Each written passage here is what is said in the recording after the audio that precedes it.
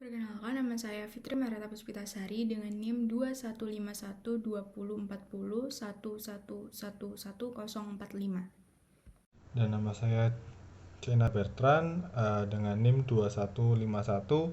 21512040111047.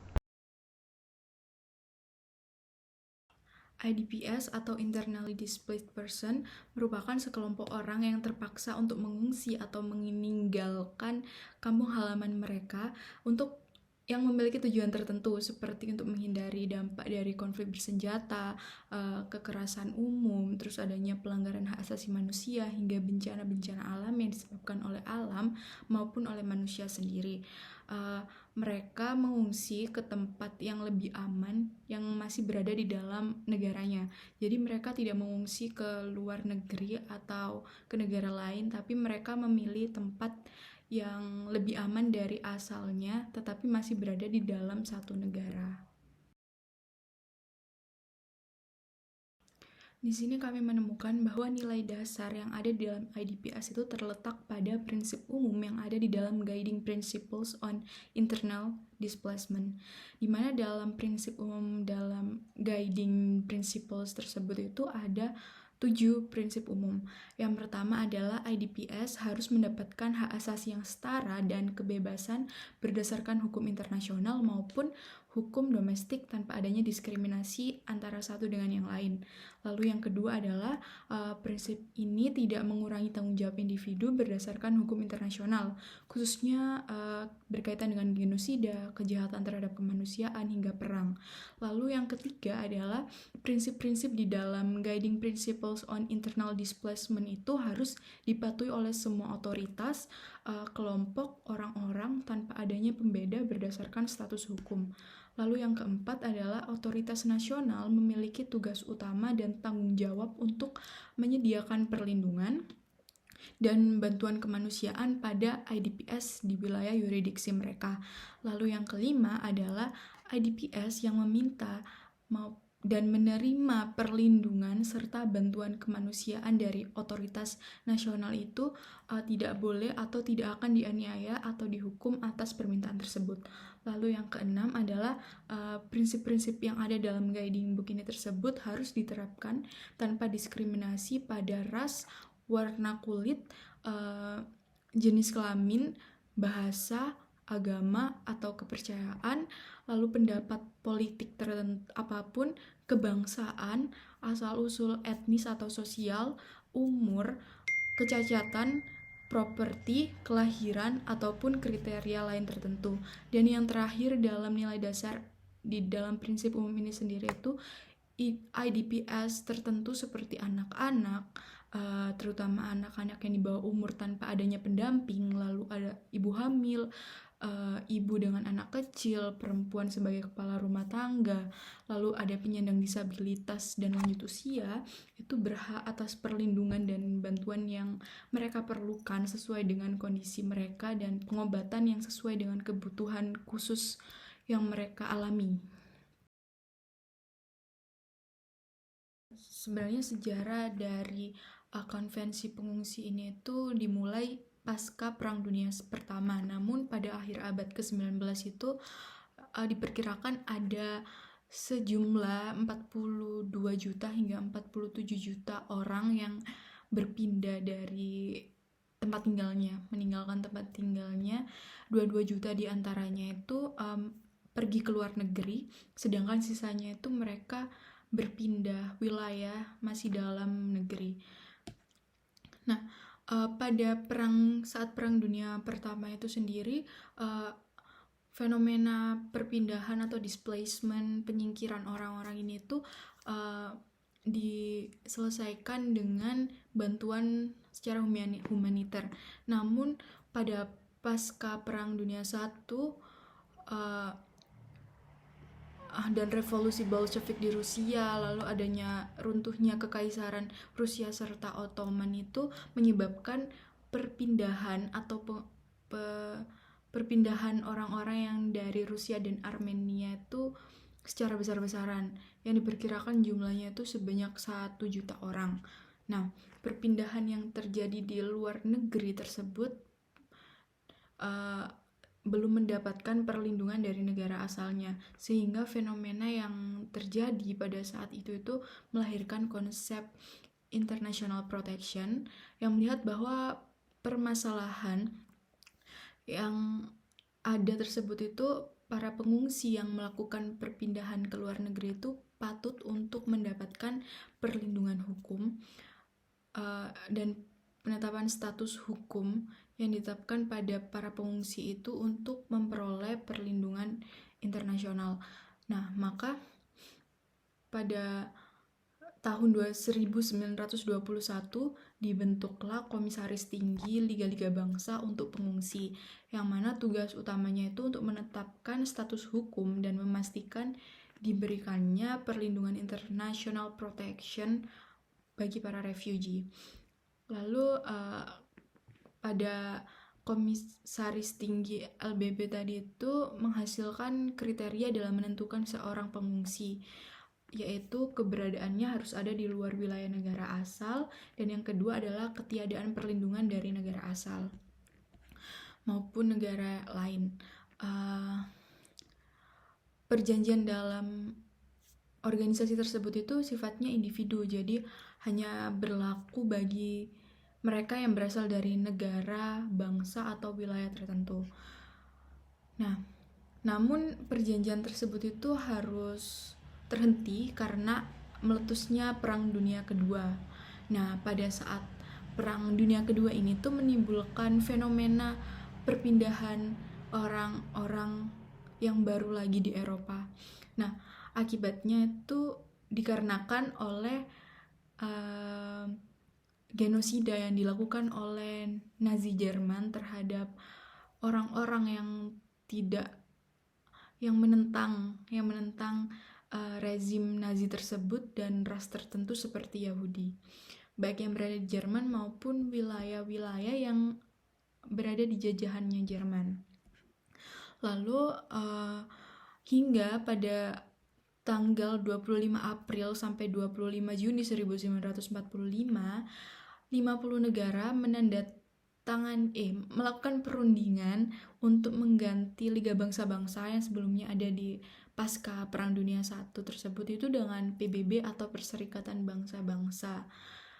Nah, PBB sendiri ini tuh resmi terbentuk pada tahun 1948.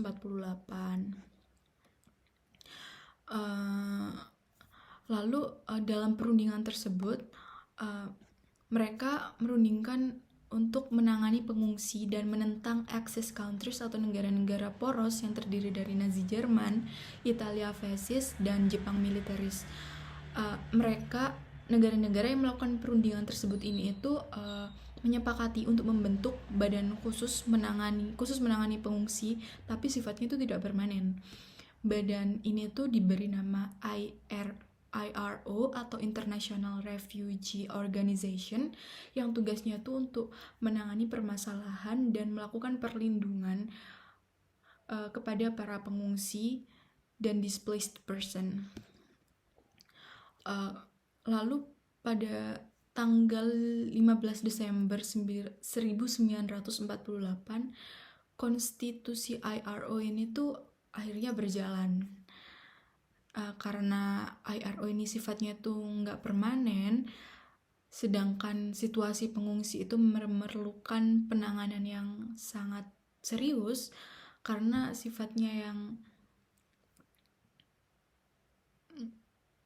yang nyata dan perlu ditangani dengan benar.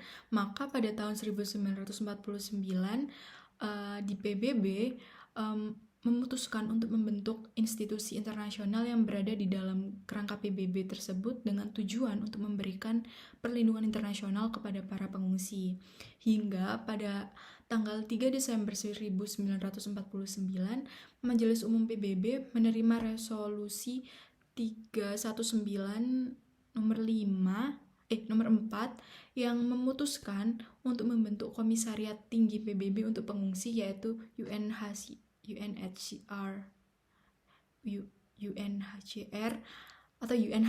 yaitu United Nations High Commission for Refugees.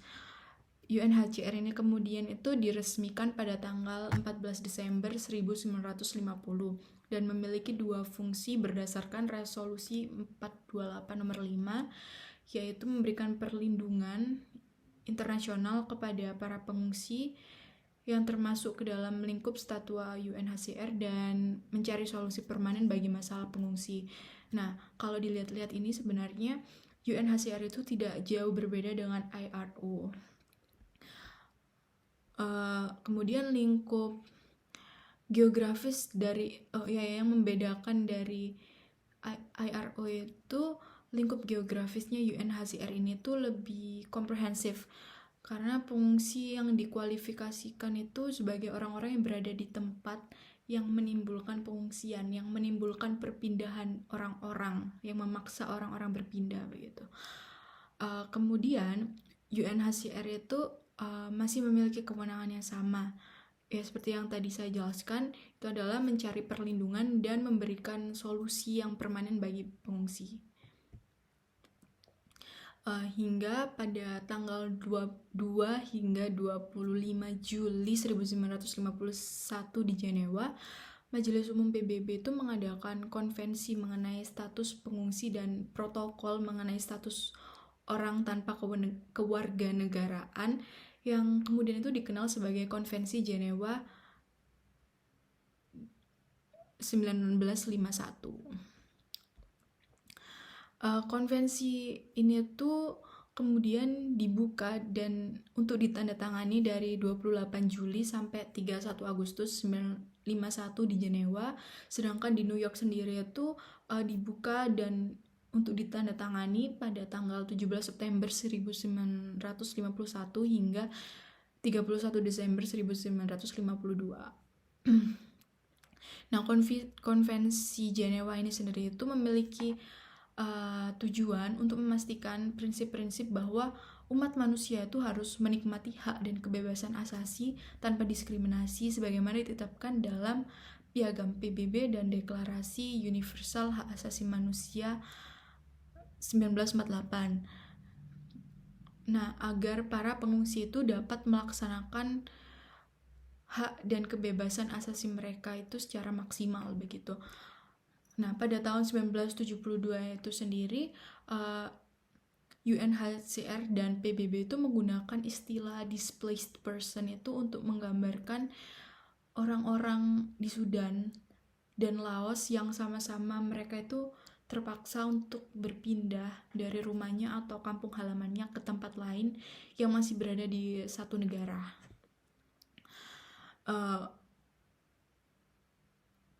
Kemudian karena displaced person ini menggambarkan mereka yang berpindah secara terpaksa tapi masih dalam satu wilayah negaranya, kemudian PBB dan UNHCR itu mengartikan displaced person itu sebagai orang yang terpaksa meninggalkan kampung halamannya untuk keluar dari negaranya akibat dari konflik bersenjata. Itu untuk istilah displaced person sendiri. Namun untuk istilah internally displaced person itu mengacu pada orang-orang yang terpaksa meninggalkan rumahnya, kampung halamannya ke wilayah lain yang masih berada di dalam satu negara karena adanya itu tadi seperti yang dijelaskan tadi, adanya mungkin konflik bersenjata, mungkin atau adanya bencana, kekerasan, ancaman terhadap hak asasi manusia seperti itu. Lalu bagi pengungsi yang memilih untuk pergi ke luar negeri itu menjadi tanggung jawab dari UNHCR atau berada di bawah urusannya UNHCR. Sedangkan untuk IDPs yang hanya berpindah di dalam negaranya itu menjadi urusan dan tanggung jawab dari pemerintah nasional negara tersebut. Nah, pada tahun 1982 itu jumlah IDPs itu sebanyak 1,2 juta. Namun pada tahun 1990-an jumlahnya tuh sangat meningkat drastis hingga 20-25 jutaan orang. Kemudian perkembangan yang sangat masif tersebut itu mendorong Sekretaris Jenderal PBB untuk merumuskan dokumen yang berjudul Guiding Principles on Internal Displacement atau prinsip-prinsip penuntun tentang penyingkiran di dalam negeri, yang berisi petunjuk-petunjuk untuk mengidentifikasi kebutuhan-kebutuhan khusus IDPS serta hak-hak dan jaminan-jaminan serta perlindungan dan bantuan yang diberikan untuk IDPS mulai dari masa mereka berpindah hingga proses reintegrasi mereka ke dalam masyarakat. Dari implementasi Covenant IDP atau Internally Displaced Person, dampak dari Covenant ini sendiri sebagai sebuah instrumen hukum internasional yang bertujuan untuk melindungi hak-hak dasar dan kesejahteraan pengungsi internal. Implementasi Covenant ini dapat memiliki beberapa dampak, baik dampak positif maupun negatif, tergantung kepada konteks dan kondisi setempat. Dampak positif yang biasanya diberikan mengarah terhadap hak-hak dasar manusia, termasuk hak-hak sosial, ekonomi, dan budaya, lalu hak kehidupan, kemerdekaan, keamanan, dan kebebasan secara umum. Akan tetapi, implementasi IDP juga membawa dampak negatif berupa tantangan-tantangan yang muncul pasca pengungsi, seperti tantangan logistik, sosial, dan ekonomi, atau juga munculnya konflik dan ketegangan dalam daerah tempat ada pengungsian itu. Sebuah negara biasanya harus menyediakan bantuan layanan, bahkan pemberdayaan terhadap pengungsi.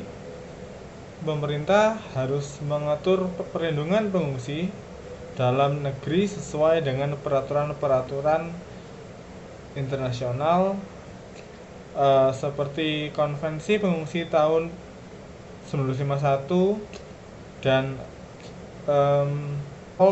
tahun 1967.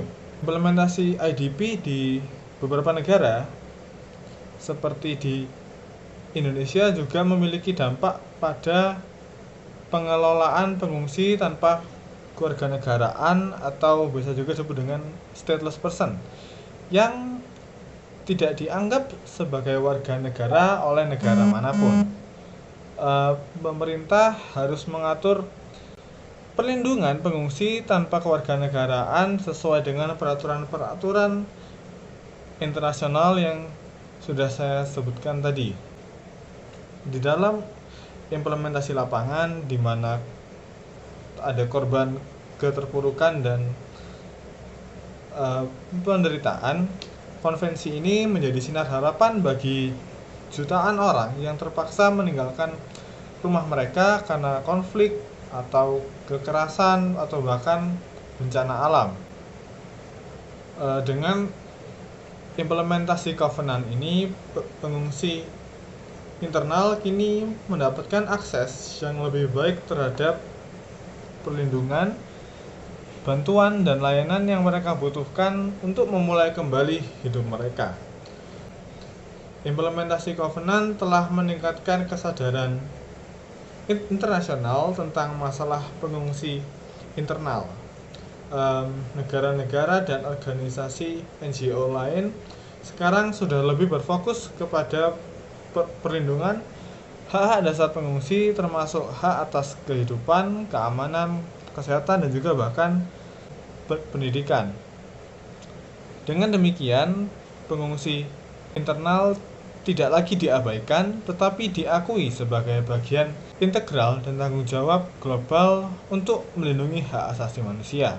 Kemudian, implementasi Covenant telah memperkuat kapasitas negara-negara untuk menyediakan bantuan dan layanan yang diperlukan bagi pengungsi internal melalui kerjasama antar pemerintah Dan dengan dukungan dari organisasi internasional dan non-pemerintah, infrastruktur yang diperlukan telah dibangun, sumber daya juga telah dialokasikan, dan sistem layanan yang telah diperbaiki. Hal ini memungkinkan pengungsi internal untuk mendapatkan akses yang lebih baik terhadap tempat tinggal yang layak, pangan, air bersih, layanan kesehatan, dan juga pendidikan. Lalu, tidak kalah penting, implementasi covenant juga menciptakan keadaan yang lebih stabil di aspek sosial dan ekonomi wilayah yang terkena dampak konflik ataupun bencana alam, dengan memberikan perlindungan dari akses terhadap layanan dasar. Covenant ini membantu mencegah penyebaran konflik, mengurangi ketegangan sosial, dan juga memperkuat ketahanan komunitas lokal. Akan tetapi, meski begitu, covenant tentang IDP ini juga memiliki dampak negatif dari implementasinya, di samping mereka memiliki tujuan mulia, yaitu untuk melindungi hak-hak pengungsi.